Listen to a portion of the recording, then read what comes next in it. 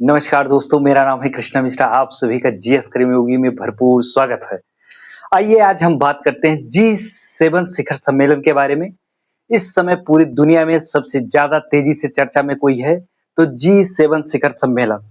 हर साल जब ये सम्मेलन होता है, तब ये चर्चा में रहता है। हमेशा जब-जब ये सम्मेलन हुआ, बहुत तेज़ी से चर्चा में रहा है क्योंकि ये ऐसा मुद्दा ही है और दुनिया के सभी बड़े देश यहाँ पे एक मंच पे इकट्ठा होते हैं और बैठकर एक-दूसरे से बात करते हैं और जो समस्या आ रही है प्रेज़ेंट टाइम पे हर देश कोई जिस समस्या से सामना कर रहा है, उसकी बैठकर एक-दूसरे से चर्चा करता है। अपने बेच ब व्यापारिक चर्चा हो, रणनीतिक क्षेत्र हो या कूटनीतिक क्षेत्र हो या रक्षा क्षेत्र हो, प्रौद्योगिक क्षेत्र हो या मानवीय क्षेत्र, कोई भी किसी भी प्रकार की अगर किसी प्रकार की खाद्य संकट हो, किसी प्रकार की अगर समस्या आती है, तो उससे निपटने के लिए इस मंच पर बैठकर बात की जाती है। ये मंच इसीलिए तैयार किया गया था।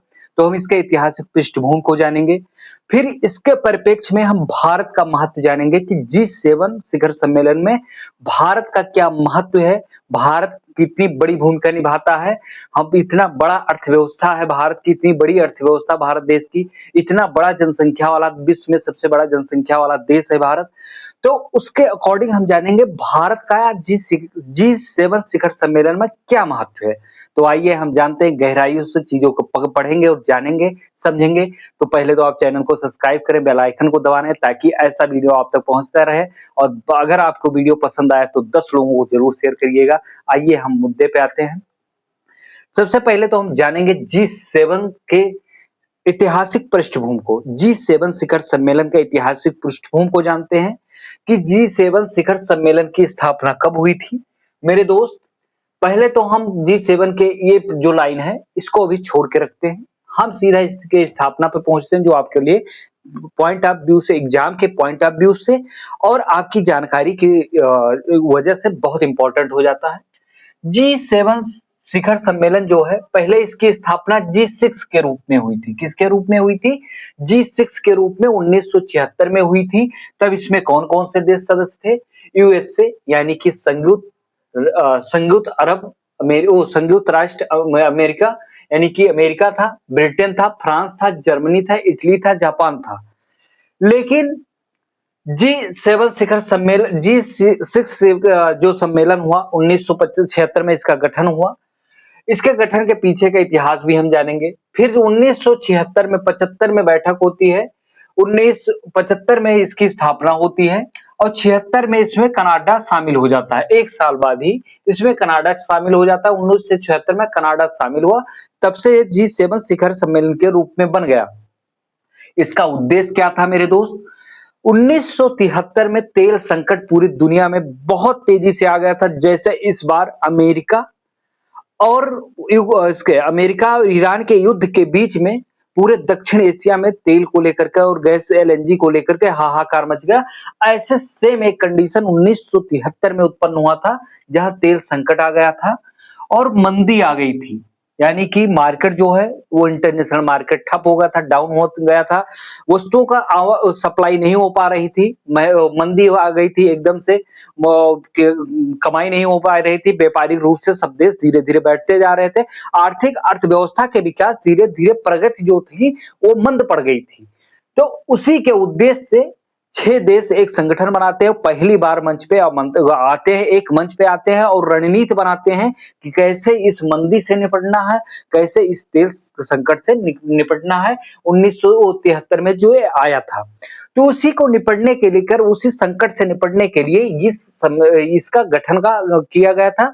इस एक प्लेटफॉर्म पर आकर बातचीत करके और समस्या का समाधान करने के लिए बातचीत हुई थी, चर्चा हुई थी। इसी मुद्दे को लेकर के चर्चा हुई थी, इसीलिए गठन किया गया था। फिर क्या हुआ, धीरे-धीरे ये सम्मेलन वैश्विक रूप से, तो ये तो सब संस्थापक देश थे, ये सदस्य बने रहे, जी7 शिखर सम्मेलन बन गया इसके रूप में।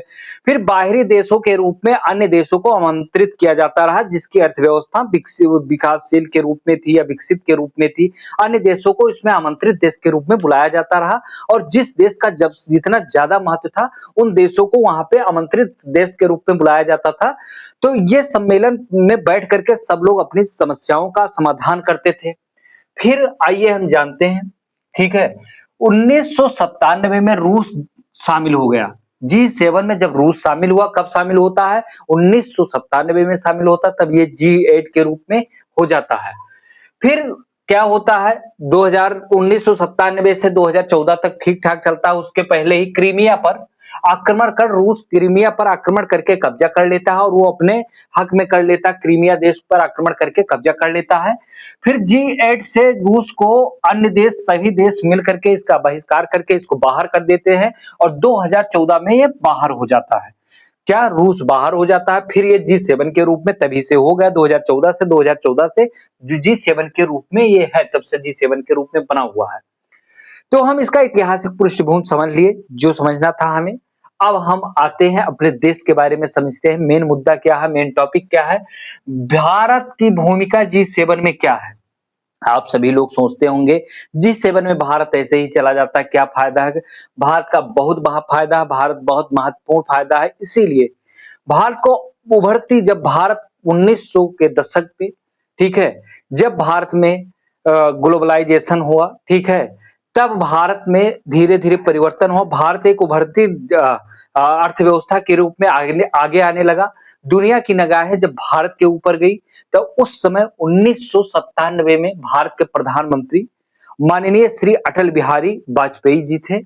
1997 में जो वो क्या कहते हैं, प्रधानमंत्री से देश के आमंत्रित सदस्य के रूप में भारत को आमंत्रित किया गया, क्योंकि भारत उस समय रणनीतिक रूप से दक्षिण एशिया का बहुत महत्वपूर्ण देश बन चुका था। भारत अर्थव्यवस्था के रूप में, जनसंख्या के रूप में और हिंद महासागर के क्षेत्र को लेकर के, क्योंकि हिंद महासागर पर पूरी दुनिया की निगाहें टिकी हुई थी और अर्थव्यवस्था के रूप में भारत उभर रहा था। 1997 में सबसे पहले अटल बिहारी वाजपेयी के नेतृत्व में भारत को आमंत्रित किया गया और G7 शिखर सम्मेलन में सबसे पहले भारत के प्रधानमंत्री के रूप में अगर किसी ने भाग लिया तो वो आदरणीय श्री अटल बिहारी जी थे। उन्होंने 1957 में भाग लिया, तब से अब तक का हम इतिहास जानेंगे और भारत के नेतृत्व किया। उन्होंने भारत की सारी प्रगति के बारे में बात की और भारत जितने मुद्दों को सामना कर रहा था, आए दिन भारत पे आतंकवादी अटैक कर रहे थे या भारत अर्थव्यवस्था के क्षेत्र में जिन समस्याओं का सामना कर रहा था, सामुद्रिक रूप से, रणनीतिक रूप से जिन चीजों का सामना कर रहा था,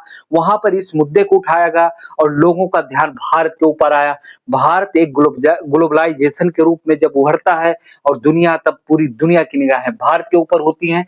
फिर उसके बाद अटल बिहारी वाजपेयी नेतृत्व किए, उसी के बाद भारत बहुत सशक्त राष्ट्र बन गया। उसके बाद मनमोहन सिंह 2005 से लेकर के और 2014 के बीच में कई बार भारत का नेतृत्व किए और उन्होंने भारत जैसे सशक्त राष्ट्र का नेतृत्व प्रदान किया और भारत को विश्व में एक विश्व पटल के रूप में लाकर खड़ा किया। उनका बहुत बड़ा योगदान है, अटल बिहारी वाजपेयी जी का बहुत बड़ा योगदान है, माननीय मनमोहन सिंह जी का बहुत बड़ा योगदान है। उसके बाद भारत के प्रधानमंत्री बनते हैं आदरणीय श्री नरेंद्र मोदी जी। नरेंद्र मोदी जब इसके प्रधानमंत्री देश के बनते हैं 2014 में, उसके बाद से इनको आमंत्रित किया गया और G7 शिखर सम्मेलन में हर बार भारत गया और इन्होंने भारत के जितनी समस्याओं का सामना कर रहा था उस मुद्दे को लेकर के G7 के वैश्विक पटल पर पहुंचे और वहां पर भारत का नेतृत्व किया और भारत का सभी प्रधानमंत्री जिसने भी भाग लिया, यहाँ पे किसी का पक्ष लेने के लिए नहीं, क्योंकि यहाँ के राष्ट्र की बात जब आ जाती है, विदेश नीति की बात आ जाती है और भारत का विश्व स्तर पे जब नेतृत्व करने की बात आ जाती है, तो यहाँ पर राष्ट्र के लिए सबको एक साथ होना चाहिए। सभी प्रधानमंत्रियों का बहुत अहम योगदान है भारत को आगे बढ़ाने में। फिर जब ये भाग लेने लगे, लगातार कई बार भाग लिए, लगातार तीसरा सत्र में ये प्रधानमंत्री बने। इस बार फ्रांस में बैठक हो रही है, 52वां सम्मेलन हो रहा है और फ्रांस में हो रहा है। इसी बीच में अमेरिका और ईरान जैसे महत्वपूर्ण मुद्दा, युद्ध जो है बहुत महत्वपूर्ण युद्ध चल रहा है और महत्वपूर्ण इसलिए हो जाता है क्योंकि पूरी दुनिया को प्रभावित कर दिया। आप लोग महत्वपूर्ण शब्द को अभी गलत ले लेंगे, लेकिन महत्वपूर्ण इसलिए है क्योंकि पूरी दुनिया को प्रभावित कर दिया है देश ये युद्ध और हर देश इससे अछूता नहीं रहा। खासकर दक्षिण एशिया का कोई देश नहीं बचा है जो गैस समस्या हो, महंगाई समस्या हो, डीजल पेट्रोल की समस्या हो, हर देश व्यापक स्तर पे बहुत प्रभावित हुआ है और इस मुद्दे को लेकर के वहां पे अभी अमेरिका और ईरान के बीच शांति वार्ता होना है।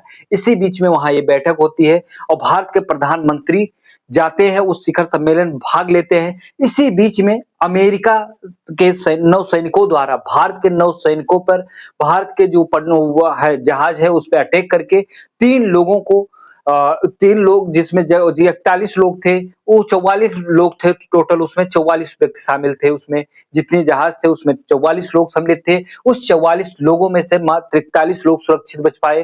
3 लोगों की दुखद मृत्यु हो गई, जिससे भारत को बहुत परेशानी हुई, विश्व पटल पे बहुत आहत हुआ, क्योंकि आपने अमेरिका का कुछ नहीं बिगाड़ा है, लेकिन अमेरिका ने ये सहूलियत देकर खुद को बचाव कर लिया कि वो जो नियम बनाए हैं, प्रतिबंध लगाए हैं कि कोई ईरान से डीजल, पेट्रोल या कुछ ना खरीदे, उसका उल्लंघन करके भारत के जहाज वहां से तेल लेकर आ रहे थे, टैंक तेल लेकर आ रहे थे, इसलिए हमने अटैक किया। लेकिन ये बहुत गलत किया, क्योंकि भारत का सबसे बड़ा, अगर भारत किसी को अपना सबसे ज्यादा सामान निर्यात करता है तो अमेरिका है, और रणनीतिक रूप से और वैश्विक रूप से, व्यापारिक रूप से बहुत महत्वपूर्ण देश है भारत। भारत के ऊपर जब वो आक्रमण करता है, भारत के प्रधानमंत्री उस समय कुछ नहीं बोलते हैं, और जो डिप्लोमेटिक की नीति अपनाते हैं, न्यूट्रल की नीति अपनाते हैं, क्योंकि वो बहुत बड़े अर्थव्यवस्था वाले देश हैं, इसीलिए यहाँ पे वो डिप्लोमेटिक की नीति अपनाते हैं। फिर जाते हैं 16 महीने बाद डोनाल्ड ट्रंप और प्रधानमंत्री नरेंद्र मोदी की मुलाकात होती है। 16 महीने बाद जब मुलाकात होती है, तो प्रधानमंत्री जिस गर्मजोशी के साथ हर बार मुलाकात करते थे, इस बार उस गर्मजोशी के साथ डोनाल्ड ट्रंप से मुलाकात नहीं किए। दोनों ने अपने अपना पक्ष रखे और अपने पक्ष से उठ गए।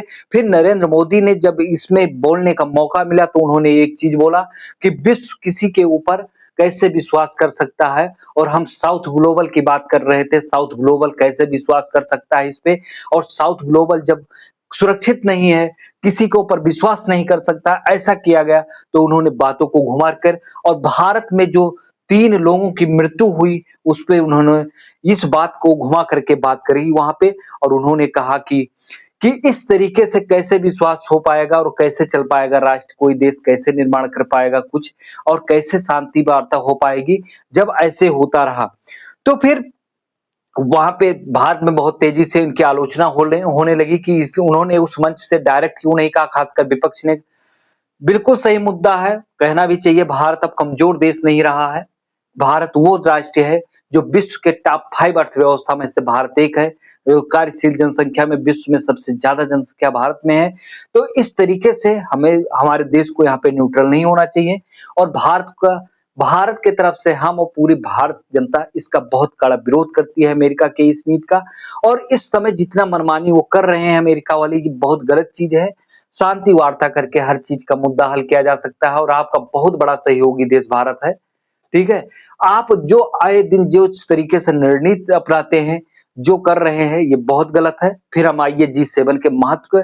G7 जो है उसमें भारत के प्रधानमंत्री जो है वहां पे कनाडा के प्रधानमंत्री से बात किए, ब्रिटेन के प्रधानमंत्री से इनकी बात हुई, फिर जर्मनी के प्रधानमंत्री से बात हुई, और यूएई के राष्ट्रपति से बात हुई है। और वैश्विक अर्थव्यवस्था को मजबूत प्रदान करने के लिए, और व्यापारिक क्षेत्र को, और रणनीतिक, आर्थिक और रक्षा के क्षेत्र में और मजबूती से कार्य करने के लिए, और अच्छे से कार्य करने के लिए एक और गर्मजोशी भरा हस्ताक्षर हुआ है।